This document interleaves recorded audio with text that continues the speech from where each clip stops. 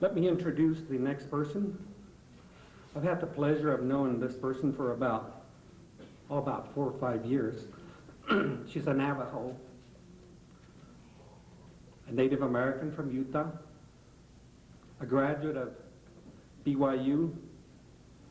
She's a senior investigator for the Idaho Human Rights Commission.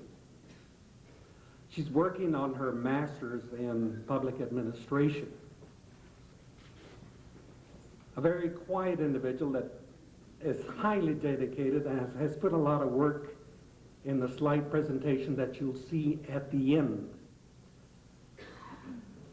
I've had the pleasure of knowing this person, highly committed. Let us welcome Sarah Fisher. Sarah Fisher.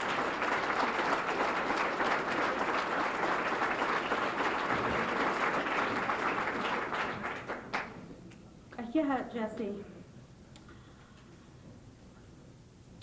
Mr. Sissons is a Native American of the Lakota Sioux tribe and is enrolled in the Rosebud Indian Reservation in South Dakota. He's a graduate of National College in Rapid City, and in 1950 he moved to Owyhee, Nevada. He's been employed in various positions with the Bureau of Indian Affairs, the Indian Health Service, and the Shoshone-Paiute tribes.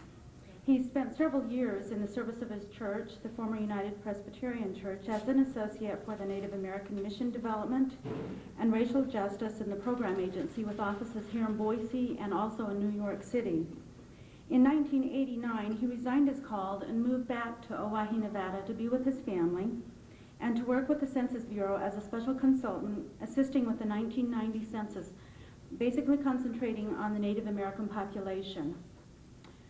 Mr. Sissons met his wife, Mildred, in Owyhee, Nevada, and they are the proud parents of 2 daughters, 4 granddaughters, and 7 grandchildren.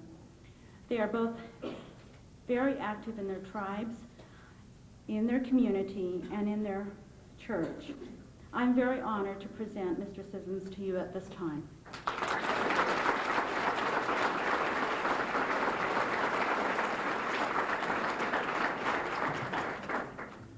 Ilame, Sarah, that's a word from my tribe, which means you have blessed me, you have honored me.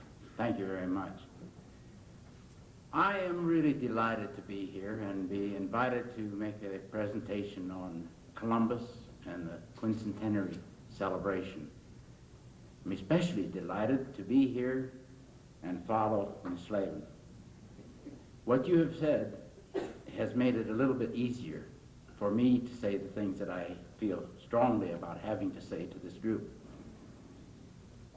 The Christopher Columbus celebration is not an easy issue to discuss because it raises so many emotions, both in favor of and opposed to. But you've set the course for me, and I thank you very much. You've done one other thing. You've talked to the group that needs to hear these issues, the youth.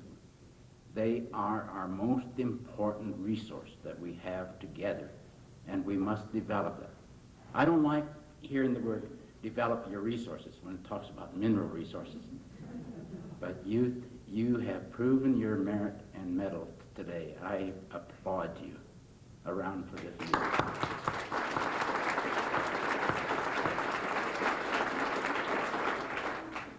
As I said, Sarah, thank you very much for the introduction. Thank you to Tony Stewart, to Bill Wassman, and to the members of the Northwest Coalition. It's easy, really, to follow Miss Slavin because one of the things she talked about was leadership. And, you know, I would have to say in today's society, it's hard to recognize whether they're chasing you or following you if you're a leader. So, you know, that helps because I don't know whether you're going to follow me or you're going to chase me, but let's move forward.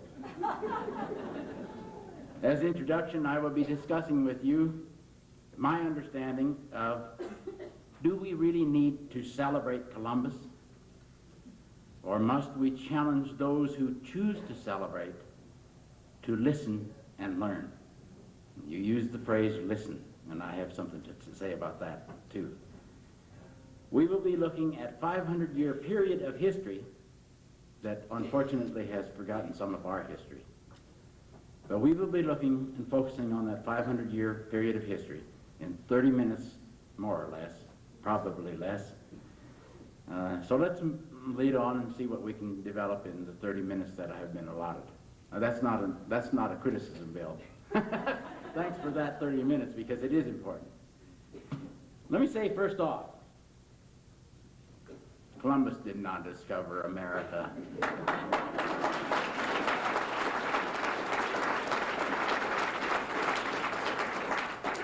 As I begin this discussion about the forthcoming year of celebration and parties to honor the memory of Christopher Columbus, it is really important for me to make that statement without qualification or equivocation. Yet most people around the world see this as one of the most important events since the birth, death, and resurrection of Christ Jesus of Nazareth. Yet there are some of us who do not share that same opinion. I would add that almost without exception, the majority of the people I have talked to about the celebration of the Columbus Quincentennial agree they have little reason to join in the hysteria of the celebration or the partying. The people I have discussed this with are known today as Native Americans or Indians, as a legacy to the alleged discovery of this hemisphere by a lost Italian sailor named Christopher Columbus. I say lost because one of the known facts about Columbus, and there's a lot of unknown facts that are beginning to emerge now, but one of the known facts about Christopher Columbus is that he was looking for a passage west from Spain to India, a way to claim the riches of the Orient for Queen Isabella and King Ferdinand of Spain. And when Columbus landed on an island in the Caribbean, he was sure that he had located or discovered India, which was still well over half a world away. And in reality, he was discovered by the Arawak Indians. So that's why I say he was lost, and he was not the discoverer of America. There is no disagreement that he missed his target, his destination, by such a huge margin. And yet, there are many people in Spain, Italy, and the United States that they're impatient to honor the memory of Columbus and his misdeeds. It seems a cruel jest that one of the spacecrafts used by NASA astronauts to explore outer space is named Columbia, to honor Columbus as something of a super explorer. I believe this is really to be a cruel jest when the astronauts must be accurate to the nth degree. You know, they can't miss a millisecond. They can't miss a quarter of an inch. And yet here their spacecraft is named Columbia to honor a super explorer? I don't think so. Recently, there has been an increased coverage by electronic media and in numerous books, magazines, and the newspapers about the impact that the voyages of Columbus had on this country. An interesting phenomena occurring more recently has been in the increased level of criticism about the whole issue of Columbus and his four voyages to this country. Newsweek and PBS are just a few that I would cite that have done extensive coverage. In the midst of all this criticism, I must confess that not all that Columbus is reported to have done has been negative for the Indians. That sounds weird. Not all that he has done has been negative for us Indians. But you must remember that our namesake is because of the country he sought, India. Well, the positive thing is I'm certainly glad he wasn't looking for Turkey.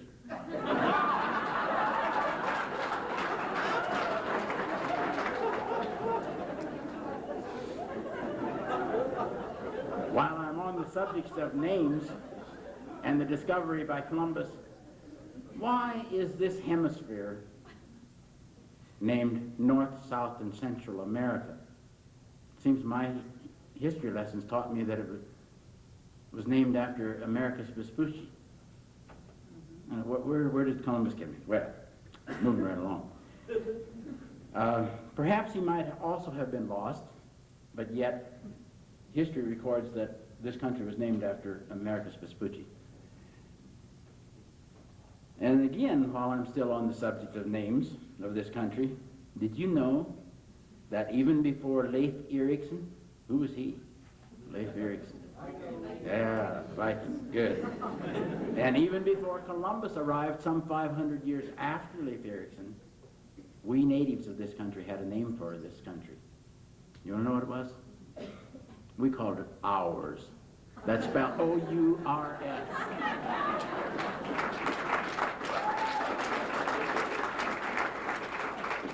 Now lands in the U.S. of A. alone has shrunk to less than 2% of the total land area of the United States. And our population, according to that Census Bureau that I worked for, is less than 2 million. A side event. They said the reason I would be real good in working for the Census Bureau is because some of you might remember that when you were in kindergarten and grade school, you learned a little ditty, 1 little, 2 little, 3 little Indians. So they felt I could be really good at counting Indians. What has become very evident, though, is that the history of this country is cloaked in lies and deceit, and some of us that are attempting to set the record straight about Columbus are accused of being un-American, traitors, and even worse. I have been labeled a revisionist when I talk about the history of the past 500 years. I reject being called a revisionist because what I have been talking about and writing about is not necessarily documented in history books. Perhaps it is an oversimplification, but according to my dictionary, to revise something, that is to say to be a revisionist, you have to start with a baseline. There has to be something there to revise, and our history has not been there. I want to talk about that history. Another way of illustrating the word revisionist and why I reject it is you need to look at it in 2 sections. Revision, meaning let's look at it again. Revision, and out of that I hope will come a vision for our work together as a part of this coalition. I have another thing to say about the history. I think you all remember hearing the phrase, history is written by the victor. But I would offer that what needs to be added is that the victim never gets to tell the true history, and unfortunately, the victor lies. Right. They do not tell the true history. Right. Thank you. I remember during the time that I was a youth in the schools on the Rosebud Sioux Indian Reservation in South Dakota, all the history books clearly stated Columbus discovered America when he sailed his 3 ships into the Caribbean region of the alleged New World. Incidentally, it seems that phrase might be resurfacing with the Bush administration as the New Order. I wonder if this might indicate the possibility and threat that we might again be discovered or rediscovered. The original inhabitants of this land suffered many atrocities, including flagrant genocide during the first discovery, and I doubt whether we could survive another discovery. As for the use of the word genocide, white America has become accustomed to this word when used to document the Holocaust of the nation of Israel and by Hitler and his Nazi party, but are very uncomfortable with that word when applied to the treatment of blacks and Indians in this country. Perhaps we are more comfortable dealing with racism and oppression in Pretoria than we are in dealing with the same issues in Peoria, or for that matter, Idaho. That is to say, the issue of racism and oppression and violation of human rights are only a concern when they occur somewhere else.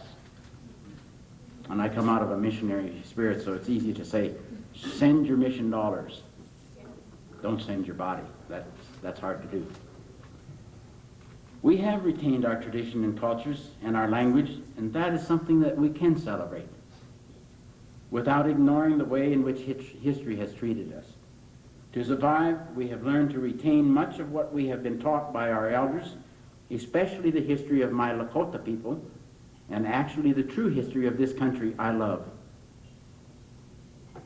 I want you to know I love this country enough, even in spite of all the problems we racial minorities are confronted with daily of racism and oppression, to realize that we must set the record straight to endure and survive, especially that record which deals with the history of Columbus on the eve of the 500th anniversary of his arrival on this continent.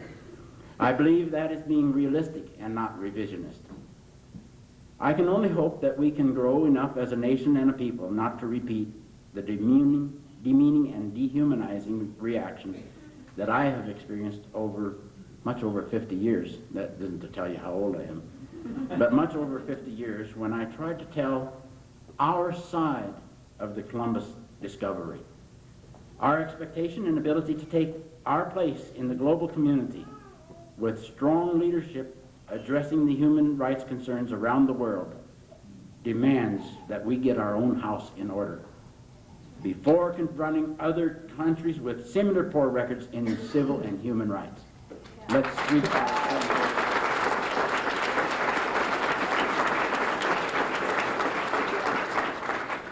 I find it hard to understand how some people still cling to the archaic belief that Columbus discovered America, and therefore we must all celebrate and party to commemorate this extraordinary event.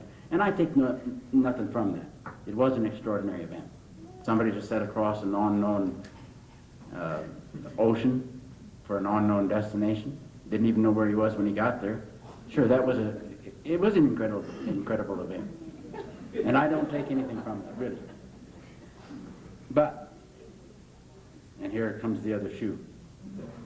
Attempts to correct the record cannot detract from the fact that this one singular event changed this country as well as the entire global community. But I hardly believe that it is a reason to celebrate at the level planned by Italy, Spain, and the United States.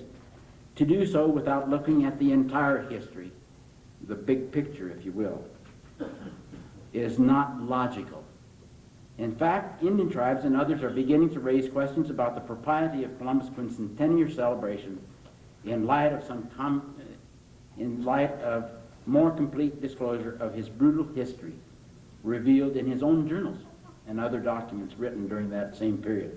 Scholars, archaeologists, anthropologists, historians, and the collective church communities have articulated their displeasure about such an event. Their objection to such a massive and costly event has been well documented by, again, the electronic and print media for several years. As we get closer to the year of 1992, more and more light is being shed on the whole issue of Columbus and the true history of what happened during and since his arrival. Along with human rights concerns about this period of time in our collective history, many people have leveled criticism of the massive costs that this country and others such as Spain and Italy have committed to this celebration. And when we consider the staggering deficit that the Reagan-Bush administrations have amassed over the last 10 years, is it any wonder that there is extensive objection to this celebration? You know that the government is pumping money into this celebration, your tax dollars and my tax dollars. And make no mistake about whether Indians pay taxes. We just don't pay some taxes that has to do with the trust status of our few remaining lands and not our ethnicity. The reason we on some occasions don't pay taxes has nothing to do with our ethnicity. ethnic heritage. It is because of the status of our lands. As a matter of fact, again, my memory serves me well, and you talked about the computer. I'd have to say that I know that I'm like a computer because my back is connected to a floppy disk.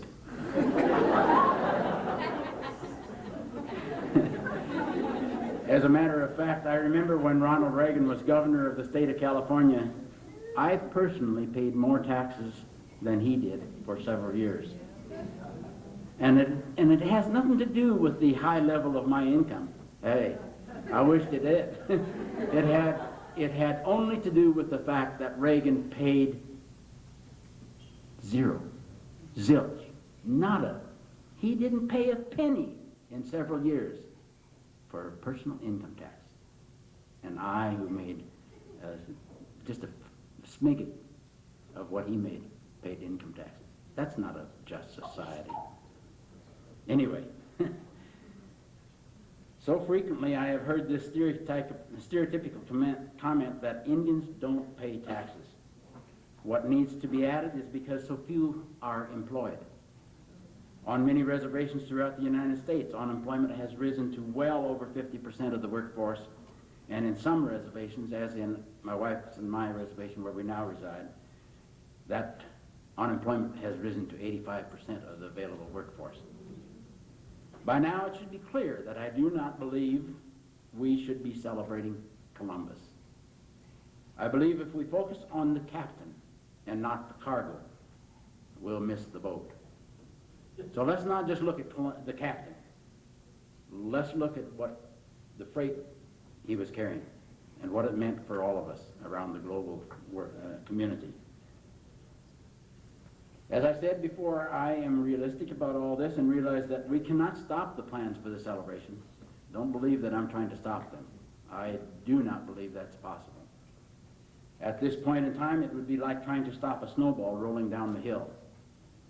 Either we get out of the way and remain silent, or we can expect to be swept up and carried along down the hill even if we don't want to go along for the ride.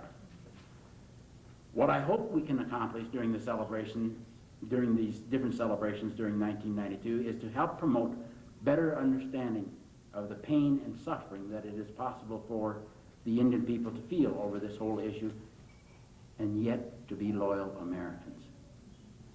I am frustrated that society and history has treated the Indian people unfairly, and by the blindness of that same society that cannot and will not accept that there may be more than one opinion about Columbus without labeling us as un-American or traitors or even worse. I am a loyal American citizen, and I have been a member of the U.S. Armed Forces, and you know that is no way to measure your loyalty. But at the time that I was, it was one of the most important facts in my life. As a matter of fact, I found a basis of getting an education because of that relationship with the military. But one of the things that I think are important in all of that is to realize that I made a commitment to this country out of that love. And my brothers and sisters, Lakota, Navajo, Shoshone, they'll be doing that in the future if the need arises, because we do love this country very deeply.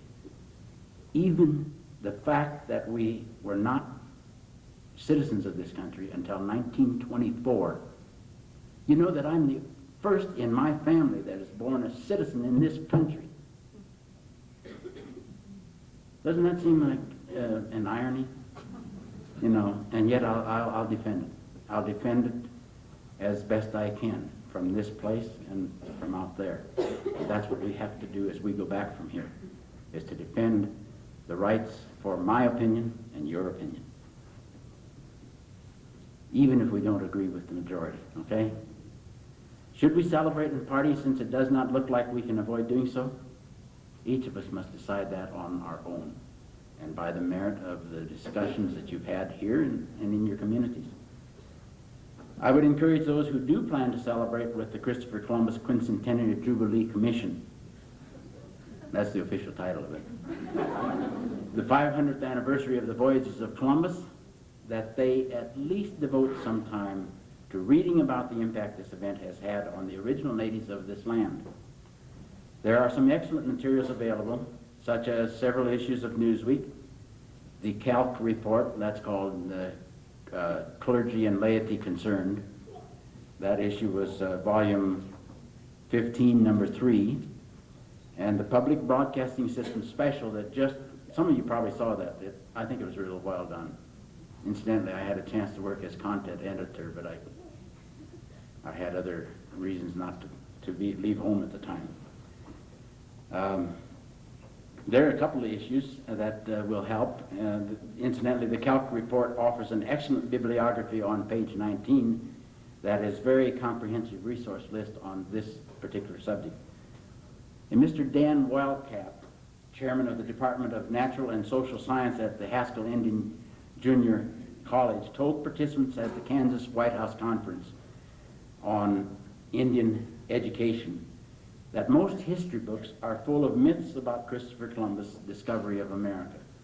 To say that Columbus brought civilization to the Indians is secular mythology, Mr. Wildcat stated. The opposite is closer to the truth, he said, citing Kirkpatrick Sale's recently published book, The Conquest of Paradise, which documents the true impact the discovery of America had on Europe.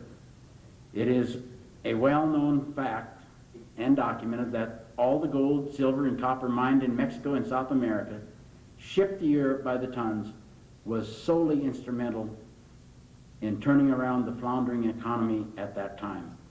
Historians have shown that in 1492, the total gold and silver currency in Europe was worth about 200 million. And by the year 1600, just 100 years later, it had increased to 2 billion. And you know the history of where that came from, I'm sure. Let's look at other commodities. Many fruits and vegetables were exported to Europe that were native to this hemisphere that had a significant impact on the health and welfare of Europe. Corn, squash, beans, tomatoes, and potatoes. You say tomatoes, I say. To mention only a few, improved the Europeans' diet. I've always been appalled that that is perhaps one of the greatest ironies of all time. While the health and welfare of Europe was improving, that same thing cannot be said for the citizens of this continent at the same time. So I think that's one of the greatest ironies that we'll ever evidence. The destruction of our communities, our life, our health, to improve that of Europe. I guess one of the things is that it's been to the contrary. The people of this continent were almost annihilated by the introduction of disease in epidemic proportions that their immune systems could not cope with. Even today, the life expectancy of American Indian is 25% less than others in this country. I guess you might say you're looking at a living legend. I've lived beyond that life expectancy. More American Indians are malnourished than the rest of the population in spite of recent efforts of the U.S. government to cope with the seriousness of this problem. Today, some tribal governments are receiving tons of war surplus rations that had been used to feed the armed forces in the Desert Storm. While at the same time, yours and my president, Mr. Bush, is negotiating with the Soviet Union to send huge shipments of cash and foodstuffs to help buttress their sagging economy too. I make no criticism of that as a human rights issue. It's just that there's too much contrast. I'm beginning to get the signal. But let me just close with a couple of quick comments. I think there are some ways that we can look at this whole situation together. And I am proposed to offer some suggestions. Unfortunately, the time doesn't allow me to do that. But what I would offer in shorthand form is that what you have heard here today, go home to your communities and implement some of the things that you've heard. There are ways in which my concerns and those of my sisters and brothers of the Native Americans, the concern that they have about the destruction of our society and the lack of the input in the history. Get involved. Write to your president, your congressman, your senators, and ask that this be an important issue for Native Americans, as it is for Italy and Spain. Another way to promote better relations as a result of the 1992 celebration would be to challenge schools, churches, and governments to take advantage of this memorable occasion to schedule events that are not just one-sided as it relates to the history. Let me close with a very quick anecdote that may help you to understand how strongly most American Indians feel about what I see in all of this hysteria to celebrate Columbus. I see a dual standard in far too much of the way that the government and society deals with our concerns and even our very lives and emotions. When I enlisted in the Army, the only reason I was assigned to the Signal Corps was because I was American Indian, and my recruiter had heard about the success of the Navajo code talkers, who would speak in their own language and could not be interpreted, could not be translated, and they were honored and celebrated. It wasn't long after that, and as I said, that's the reason I was assigned to the Signal Corps, because there's an assumption that I could speak with the Navajos in their language, just because I was Indian. And I guess it's that old syndrome, you all look alike to me.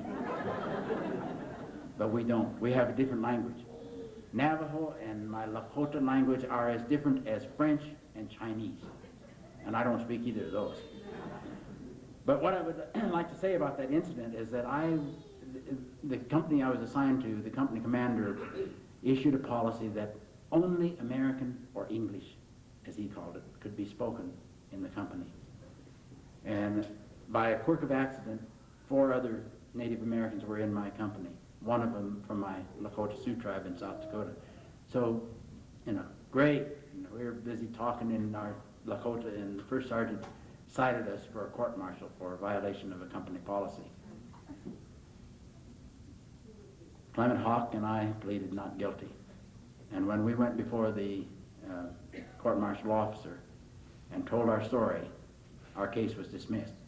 I simply said we were speaking a language that was native to the United States, Lakota Sioux.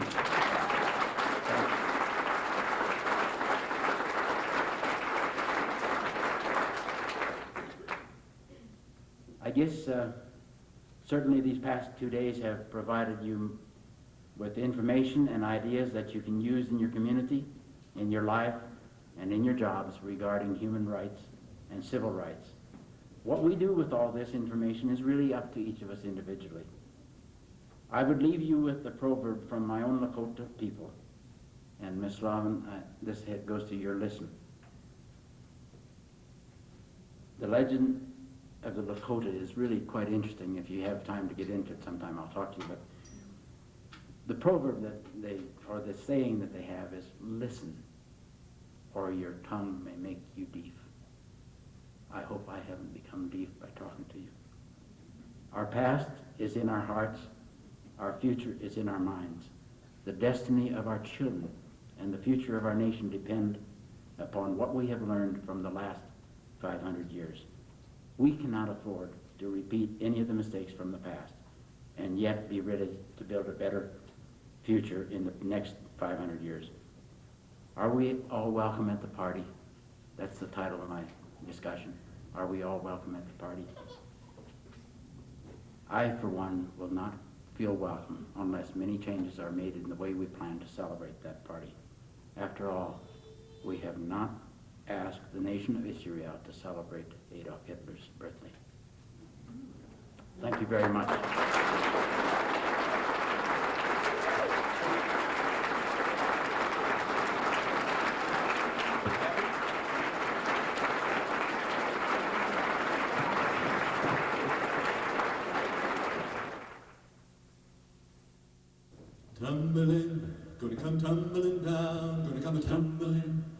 come tumbling down, gonna come tumbling, gonna come tumbling down, gonna come tumbling, gonna come tumbling down. This whole world is round as it falls, there's only one side to it. Pull down, this whole world might build a wall, we drive a barrier through it.